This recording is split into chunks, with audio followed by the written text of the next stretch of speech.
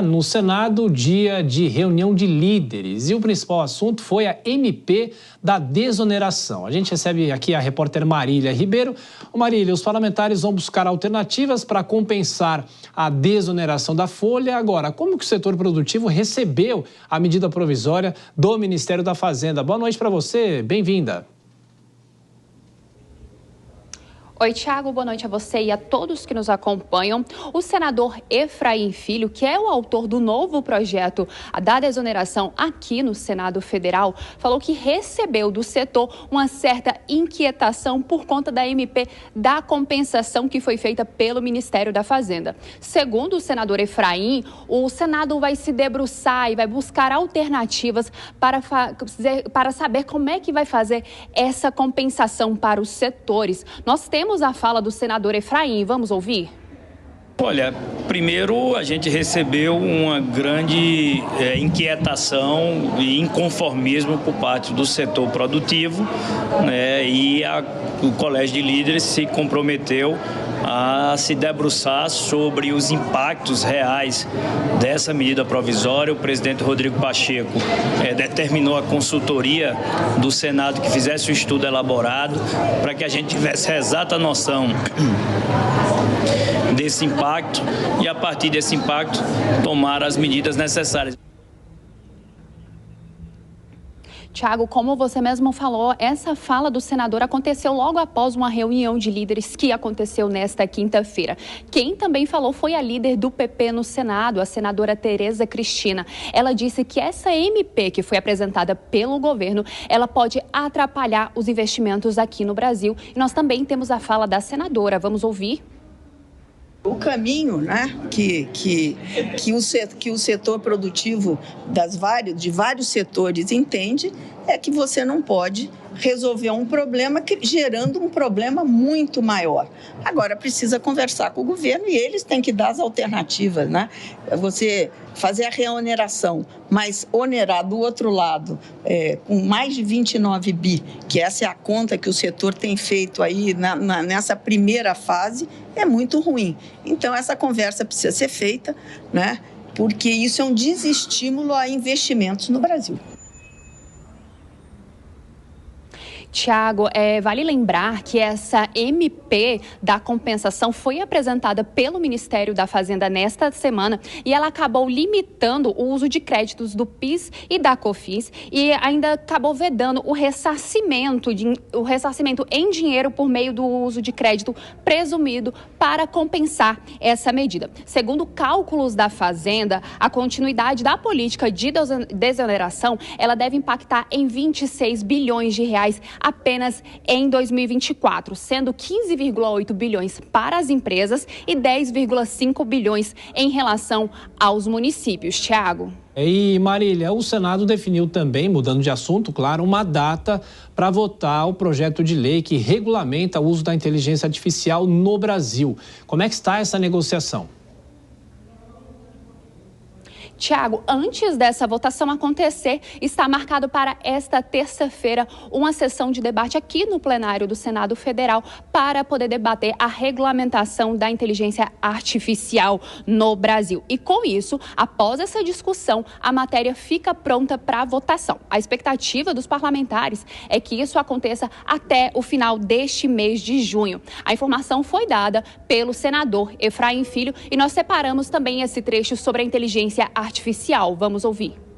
Haverá também uma sessão geral de debate sobre o projeto da inteligência artificial, como sendo uma sessão preparativa de debates para a votação que deve acontecer ainda esse mês. Thiago, esse projeto é de autoria do presidente do Senado Federal, Rodrigo Pacheco, e ele já passou pelo debate na Comissão Temporária sobre Inteligência Artificial no Brasil. Essa comissão temporária, ela fica ativa até o dia 17 de julho deste ano. Outros pontos que devem ser debatidos na próxima semana, que devem avançar aqui no Senado Federal, são aquela pauta verde que promove a transição energética, como, por exemplo, aquela que trata sobre o mercado de carbono. Outras pautas também que devem entrar e avançar aqui no Senado Federal são pautas relacionadas à educação e ao turismo. Thiago. Estamos sempre atentos a essa negociação. Marília Ribeiro, bom trabalho para você. Até mais tarde. Bom, eu vou começar com o Cristiano Vilela agora perguntando sobre esse debate, essa discussão da inteligência artificial. O mundo inteiro discute isso, nós aqui estamos sempre discutindo. Agora, o Senado deve se posicionar. O que é possível esperar e cobrar dos parlamentares para que essa regulamentação seja feita da melhor maneira possível? Vilela.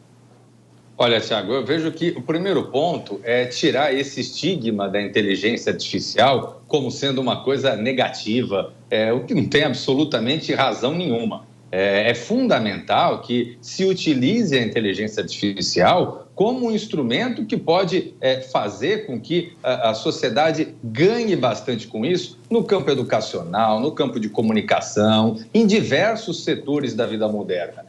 É fundamental que o Brasil não fique de fora desse avançar, dessa característica e que tende a ainda se tornar mais sofisticada nos próximos anos. Agora, evidentemente, quando se trata de um expediente como esse, que igualmente tem riscos, é fundamental que haja uma regulamentação detida e adequada e, o que é mais importante, fugindo de qualquer aspecto ideológico, porque, nesse caso, a ideologia só atrapalha a criação de uma boa legislação.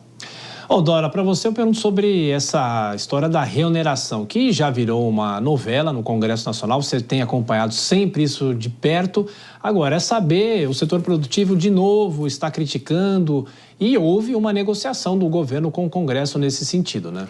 Olha, uma novela com a inclusão de um capítulo adicional péssimo, né? Porque eu achei até que os senadores foram muito suaves em relação ao que eu ouvi no chamado setor produtivo. Aí é agro, é indústria, é comércio, é mineração, por todo lado. Pra você ter uma ideia, o presidente da CNI, Confederação Nacional da Indústria, estava na comitiva do vice-presidente na China quando essa história veio a público, quando o Ministério da Fazenda anunciou isso que eu estou chamando de dar com uma mão e tirar com a outra, né?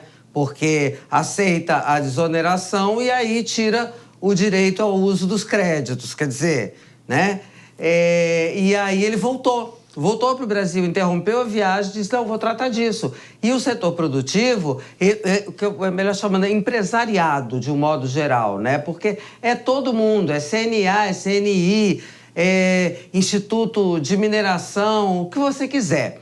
Eles vão pressionar, pelo menos era isso que estava no radar, a partir da semana que vem, tentar que o presidente do Congresso, Rodrigo Pacheco, devolva essa MP. Bom, mas eles têm noção de que a relação do Rodrigo Pacheco com o Congresso é muito melhor do que a relação do Rodrigo Pacheco com o Planalto, é muito melhor do que com do Arthur Lira com o Palácio do Planalto. Eles acham que talvez não sejam bem-sucedidos nessa empreitada, porque a devolução de uma medida provisória tem um simbolismo, um caráter político muito forte, de desagrado muito forte. Então, eles dizem o seguinte, não, se a gente não conseguir devolver, vamos trabalhar fortemente para derrubar essa MP. Gente, empresariado do setor de um modo geral, dizendo que vai trabalhar fortemente contra uma medida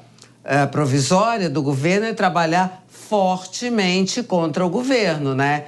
E aí, quando a gente põe isso de um lado e de outro a articulação do Palácio do Planalto, não precisa ser muito inteligente nem adivinho para saber quem é que vai ganhar a briga. Pois é, e Vilela, se o Congresso perceber que o setor produtivo está pressionando, aí eles deixam caducar essa MP, né?